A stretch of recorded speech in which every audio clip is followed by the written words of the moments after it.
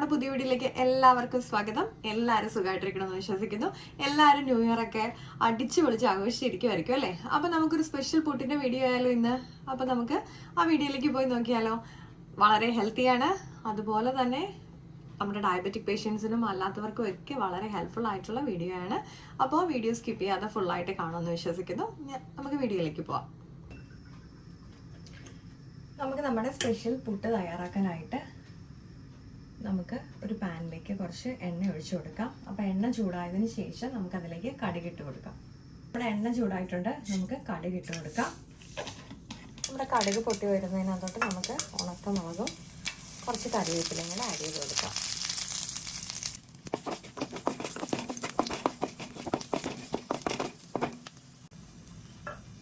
നമുക്കിതിലേക്ക് കുറച്ച് സവാള അരിഞ്ഞതും അതുപോലെ തന്നെ ബീൻസും ക്യാരറ്റ് അരിഞ്ഞതും കൂടെ ചേർത്ത് കൊടുക്കാം. നമുക്കിത് നന്നായിട്ടൊന്ന് ഇളക്കി കൊടുത്തതിന് ശേഷം കുറച്ച് നേരം ഒന്ന് വേവിച്ച് എടുക്കാം.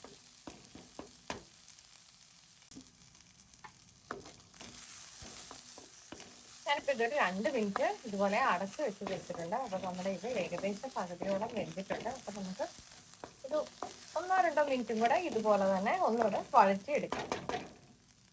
ഇനി ഇതിലേക്ക് ആവശ്യത്തിനുള്ള തേങ്ങ ചേർത്ത് കൊടുക്കാം. നമുക്കിനി ഇത് നന്നായിട്ടൊന്ന് വഴറ്റി കൊടുക്കാം. നമ്മുടെ ടേസ്റ്റ് അനുസരിച്ച് നമുക്ക് തേങ്ങയുടെ അളവ് കൂട്ടിയെടുക്കാം കേട്ടോ. കാരണം ചിലർക്ക് തേങ്ങയുടെ ടേസ്റ്റ് ഭയങ്കര ഇഷ്ടമായിരിക്കും. അപ്പം അതനുസരിച്ചിട്ട് അളവ് കൂട്ടിയെടുക്കാൻ മതി. നമുക്കിതിലേക്ക് ആവശ്യത്തിനുള്ള ഉപ്പ് ചേർത്ത് കൊടുക്കാം. നമ്മുടെ പുട്ടിന് ആവശ്യമുള്ള ഉപ്പ് നമ്മൾ ഇതിൽ തന്നെയാണ് ആഡ് ആക്കുന്നത്. ഒരു നുള്ള് മഞ്ഞപ്പൊടിയും കൂടെ ചേർത്ത് കൊടുക്കാം. ഞാനിതിലേക്ക് ലേശം ചതച്ച മുളകും കൂടെ ചേർത്ത് കൊടുത്തിട്ടുണ്ട്. നമുക്ക് ചതച്ച മുളക് ഇപ്പം മേടിക്കാൻ കിട്ടും, അല്ലെന്നുണ്ടെങ്കിൽ നമ്മുടെ ഉണക്കമുളക് ഒന്ന് മിക്സിയിലിട്ട് ചതച്ചെടുത്താൽ മതി. ഇളക്കി കൊടുത്തതിന് ശേഷം ഇത് ഓഫ് ചെയ്ത് വെക്കാം. ഞാനിപ്പോൾ ഇത് വേറൊരു പാത്രത്തിലേക്ക് മാറ്റി വെച്ചിട്ടുണ്ട്. നമുക്കിനി നമ്മളിത് ഉണ്ടാക്കിയ ആ പാനിൽ തന്നെ കുറച്ച് ഗോതമ്പ് പൊടി ഒന്ന് ചൂടാക്കി എടുക്കാം. ഞാനിപ്പോൾ ഇവിടെ 1 കപ്പ് ഗോതമ്പ് പൊടി എടുത്തിട്ടുണ്ട്. നമുക്ക് ലോ ഫ്ലെയിമിലിട്ട് ഇതൊന്ന് ഡ്രൈ റോസ്റ്റ് ചെയ്ത് കൊടുക്കാം. നമ്മുടെ ഗോതമ്പ് പൊടി രാവിലെ ഉണ്ടാക്കിയാൽ വൈകിട്ട് വരെ സോഫ്റ്റ് ആയിട്ട് ഇരിക്കാൻ വേണ്ടിയിട്ടുള്ള ഒരു സ്പെഷ്യൽ ടിപ്പാണ് കേട്ടോ ഇത്. നമ്മൾ ഗോതമ്പ് പൊടി ചെറുതായിട്ടൊന്ന് ചൂടാക്കിയതിന് ശേഷം പുട്ട് ഉണ്ടാക്കി കഴിഞ്ഞാൽ വളരെ സോഫ്റ്റ് ആയിരിക്കും നമ്മുടെ ഗോതമ്പ് കൊണ്ടുള്ള പുട്ട്.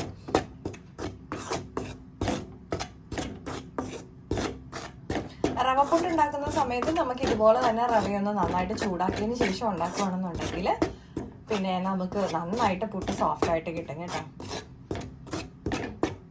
നമുക്കിത് ഒന്ന് ഡ്രൈ റോസ്റ്റ് ചെയ്തെടുക്കാം കേട്ടോ. ലോ ഫ്ലെയിമിലിട്ടേ ചെയ്യാവുള്ളൂ. ഞാനിപ്പോൾ ഇത് ഓഫ് ചെയ്ത് കൊടുത്തിട്ടുണ്ട്. നമുക്കിനി ഒന്ന് പുട്ടിൻ്റെ പൊടിയൊന്ന് തണുത്ത് വന്നതിന് ശേഷം നമുക്ക് നമ്മൾ തയ്യാറാക്കി വെച്ചിരിക്കുന്ന മസാലയും കൂടെ ചേർത്തിട്ട് നമുക്ക് പുട്ട് നനച്ചെടുക്കാം. നമുക്കിനി പുട്ടിൻ്റെ പൊടി നനച്ചെടുക്കാം. അപ്പോൾ അതിനായിട്ട് നമ്മളിവിടെ ചൂടാക്കിയെടുത്ത പുട്ടിൻ്റെ പൊടി ഇവിടെ ഞാൻ തണുപ്പിച്ച് വെച്ചിട്ടുണ്ട്. അപ്പോൾ അതിലേക്ക് നമുക്ക് മസാല പ്രിപ്പയർ ചെയ്തത് ആഡ് ചെയ്ത് കൊടുക്കാം. നമ്മളിത് ഉണ്ടാക്കുന്ന സമയത്ത് നമുക്ക് വേണമെന്നുണ്ടെങ്കിൽ കുറച്ച് ഗരം മസാലയൊക്കെ ആഡ് ചെയ്യുന്നത് ഇഷ്ടമുള്ളവരൊക്കെ അങ്ങനെ ചെയ്യാം കേട്ടോ. അല്ലെങ്കിൽ വല്ല ചിക്കൻ മസാല അല്ല മീറ്റ് മസാല അങ്ങനെയൊക്കെ ഇഷ്ടപ്പെടുന്നവർ ആ ഫ്ലേവറൊക്കെ നമുക്ക് ഇതിനകത്തോട്ട് ആഡ് ചെയ്ത് കൊടുക്കാൻ പറ്റും. നമുക്ക് ആദ്യം ഇത് ഇങ്ങനെ ഒന്ന് ചെറുതായിട്ടൊന്ന് പുരട്ടിയെടുക്കാം.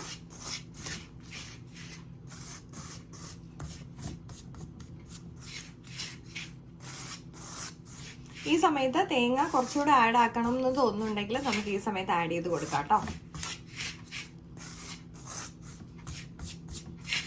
നന്നായിട്ടൊന്ന് ഇത് മിക്സ് ചെയ്ത് കൊടുക്കാം.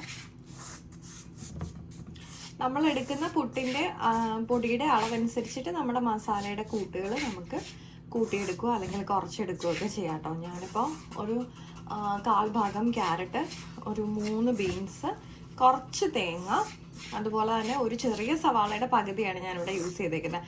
അതുപോലെ പച്ചമുളക് അരിഞ്ഞത് ചേർത്തിട്ടുണ്ടായിരുന്നു. ഒരു 2 പച്ചമുളകാണ് ഞാനിവിടെ എടുത്തേക്കുന്നത്. 1 കപ്പ് ഗോതമ്പ് പൊടിയാട്ടോ ഞാൻ എടുത്തത്. മഞ്ഞപ്പൊടി ആഡ് ചെയ്യണം എന്നില്ലെങ്കിൽ നമുക്കത് സ്കിപ്പ് ചെയ്ത് കൊടുക്കാം കേട്ടോ. പിന്നെ നമ്മുടെ പച്ചക്കറികളൊക്കെ എപ്പോഴും കുക്ക് ചെയ്യുമ്പോൾ ലേശം മഞ്ഞപ്പൊടി ചേർക്കുന്നത് നമ്മുടെ ആരോഗ്യത്തിന് നല്ലതാണ്. നമുക്കിനി ഇതിലേക്ക് കുറേശ്ശെ വെള്ളം തളിച്ച് നന്നായിട്ടൊന്നുകൂടെ മിക്സ് ചെയ്തെടുക്കാം. പുട്ടിന്റെ കറക്റ്റ് പരുവാക്കിയെടുക്കാം. പുട്ട് നനയ്ക്കുമ്പോൾ നമ്മൾ എപ്പോഴും ശ്രദ്ധിക്കണം, നമ്മളെ വെള്ളം ഇങ്ങനെ തളിച്ച് മാത്രമേ കൊടുക്കാവുള്ളൂ. എന്നിട്ട് നന്നായിട്ട് ഇത് മിക്സ് ചെയ്യുക. ഇത് ആവശ്യത്തിന് മാത്രമേ നമ്മൾ വെള്ളം ഇടയ്ക്കിടയ്ക്കൊന്ന് നനച്ച് കൊടുക്കാവുള്ളൂ. അല്ലെങ്കിൽ പ്രത്യേകിച്ച് ഗോതമ്പ് പുട്ട് നമ്മൾ അതുപോലെ സൂക്ഷിച്ച് വേണം തയ്യാറാക്കാനായിട്ട്, അല്ലെങ്കിൽ ഇങ്ങനെ ഉണ്ടയായിട്ട് കെട്ടി വരും.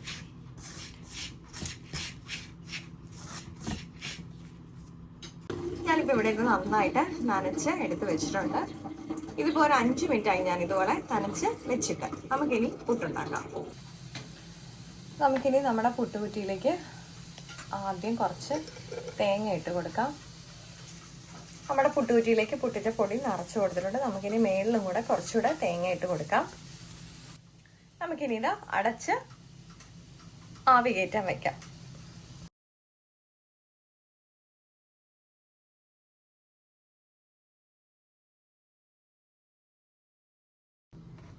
അപ്പം നമ്മുടെ പുട്ട് ഇവിടെ തയ്യാറായിട്ടുണ്ട്. വളരെ ഹെൽത്തിയാണ്.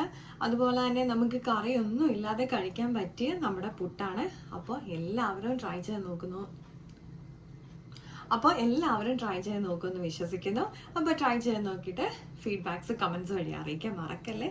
ലൈക്ക് ചെയ്യാനും ഷെയർ ചെയ്യാനും സബ്സ്ക്രൈബ് ചെയ്ത് സപ്പോർട്ട് ചെയ്യാനും മറക്കല്ലേ. മറ്റൊരു വീഡിയോ കാണും വരെ നന്ദി, നമസ്കാരം.